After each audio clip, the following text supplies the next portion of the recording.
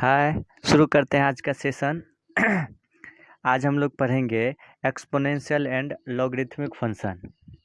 इससे पहले हम लोग पढ़े थे एनसीईआरटी का 2 चैप्टर। पहला चैप्टर था फंडामेंटल थ्योरम्स और फंडामेंटल डिफरेंशिएशन पर बेस्ड क्वेश्चन। दूसरा चैप्टर पढ़े थे हम लोग implicit function, explicit function and inverse function. और तीसरा चैप्टर है एक्सपोनेंशियल एंड लॉगरिथमिक फंक्शन। तो जो भी इस चैनल पर नए हैं, चैनल को सब्सक्राइब कर दें और बेल आइकन को हिट कर दें ताकि जो भी नए अप टू डेट्स हैं आपको मिलते रहेंगे। तो शुरू करते हैं आज का सेशन। पहला एक्सपोनेंशियल फंक्शन। एक्सपोनेंशियल फंक्शन दो टाइप का होता है, एक जनरल एक्सपोनेंशियल, दूसरा नेचुरल एक्सपोनेंशियल। तो पहला है जनरल एक्सपोनेंशियल। तो इसका डिफिनेशन देखते हैं। तो a function f x equals to a to the power x where a greater than 0, a does not equals to 1, x belongs to R is called exponential function। Exponential function तो ये है basically general exponential. इसका graph जो होता है always increasing होता है इस टाइप से, ठीक ना, ऑलवेज इंक्रीजिंग होता है। ये y को जो है 0 और 1 पे कट करता है। ओके, इसका डोमेन देखते हैं। डोमेन होता है आर बोले तो रियल नंबर, एंड रेंज होता है रेंज ऑफ फंक्शन। ये जो है आर के फुट पर एफ लिखते हैं, ये है range of function equals to R plus बोले तो पॉजिटिव रियल नंबर। दूसरा देखते हैं। दूसरा है natural exponential function. Natural exponential function तो ये होता है y equals to e to the power x, where e को हम लोग बोलते हैं एक्सपोनेंशियल कोफिशिएंट। e को बोलते हैं हम लोग एक्सपोनेंशियल कोफिशिएंट। ओके, और e का वैल्यू होता है 2.71। इसका वैल्यू केमिस्ट्री में हम लोग कभी कभी मान लेते हैं 2.30। ये भी आप लोग ध्यान रखिए। तो आगे देखते हैं इसका।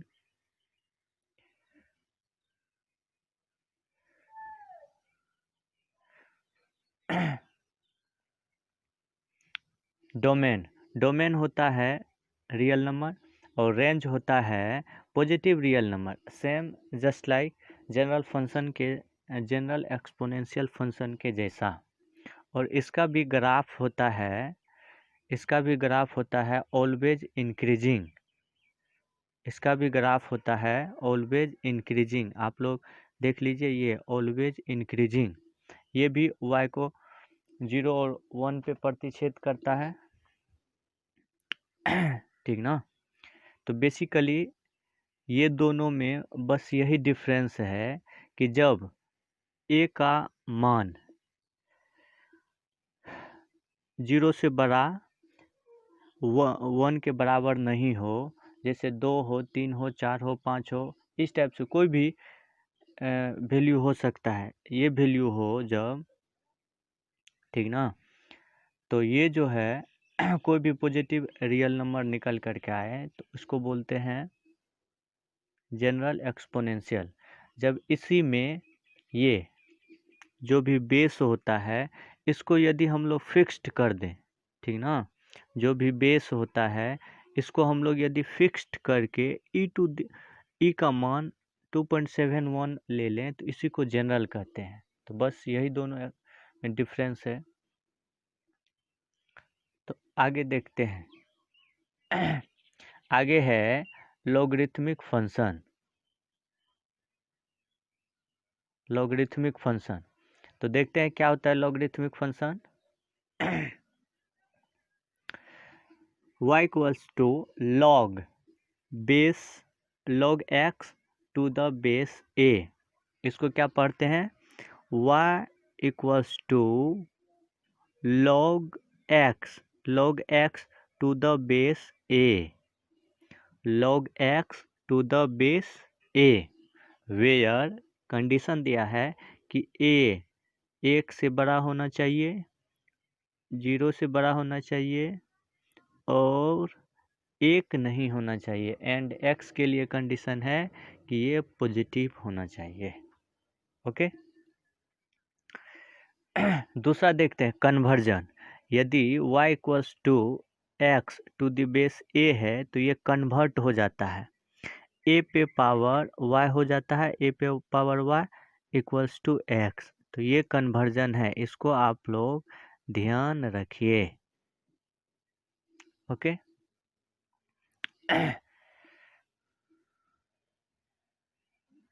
तो आगे देखते हैं।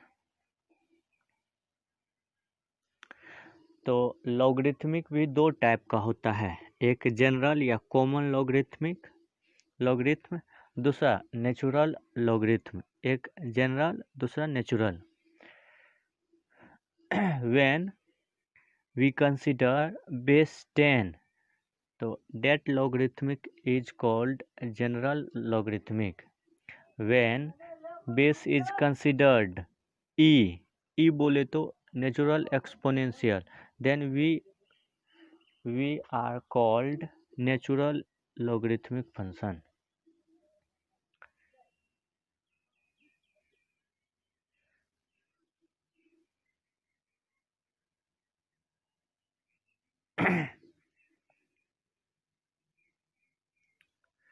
तो देखते हैं इसका ग्राफ लॉग का।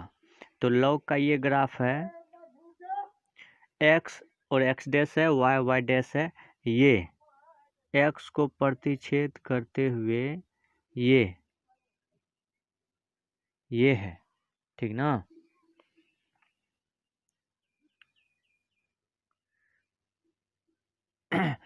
ये भी, ये दूसरा है नेचुरल, ये कि y equals to log x base e, ये नीचे में है log x बेस 10।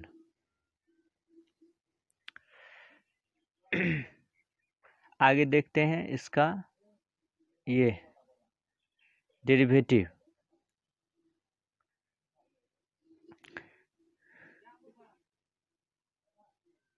इस चैप्टर में ये 3 फंक्शन है जिसका फॉर्मूला आपको ध्यान रखना है। पहला है y equals to e to the power x, इसका differentiation y dy by D x हो जाता है e to the power x का e to the power x से। ये सबसे इम्पोर्टेंट है, याद रखिए कि इसका डिफ्रेंसिएशन और इंटीग्रेशन, ठीक ना, इसका डिफ्रेंसिएशन और इंटीग्रेशन दोनों एक ही होता है। ओके। तो आप लोग ध्यान रखिए, सबसे आसान है और इसको ध्यान रखना है, ठीक ना। दूसरा है y equals to a to the power x, तो ये है नेचुरल और ये है जनरल। तो इसका डिफ्रेंसिएशन और इंटीग्रेशन एक ही होता है। ये देखिए A to the power x का डिफ्रेंसिएशन होता है A to the power x into log A to the power x into log A. Next है y equals to log x, तो इसका डिफ्रेंसिएशन होता है D Y by D X equals to 1 by X. तो ये हम लोग exponential और लॉगरिथमिक फंक्शन का डिफ्रेंसिएशन पढ़ लिए। आई होप कि आप लोग को अच्छी से समझ में आया होगा। Thank you.